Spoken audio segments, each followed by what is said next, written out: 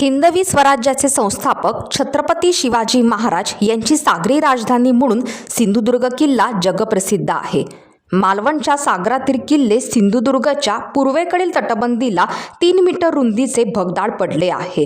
प्रथम हे भगदाड पडल्याची माहिती किल्ले रहिवासी मंगेश सावंत यांनी टाइम्स डिजिटल व रत्नागिरी टाइम्सकडे दिली। याबाबतचे सविस्तर वृत्त समजून घेण्यासाठी ही बातमी शेवटपर्यंत पहा।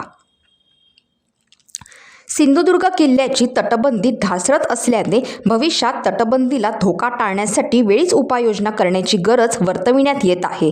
याची दखल घेऊन वादळी वारा आणि प्रचंड लाटांचा सामना करीत जीवाची बाजी लावून पाहणी करण्यात आली।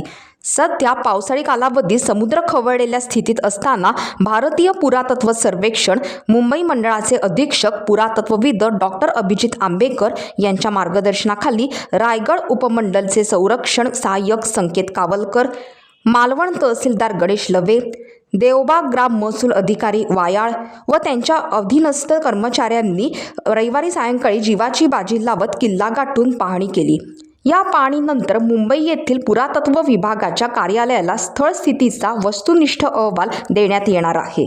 सध्या पावसाळ्यात हे काम करणे अशक्यप्राय असून समुद्राच्या भरती ओहोटीचा अंदाज घेऊन कार्यवाही केली जाणार आहे आणि पावसाळ्यानंतर या भगदाड पडलेल्या तटबंदीबाबत ठोस कार्यवाही केली जाईल अशी ग्वाही पुरातत्व विभागाचे रायगड उपमंडलचे संरक्षण सहाय्यक संकेत कावलकर यांनी दिली आहे।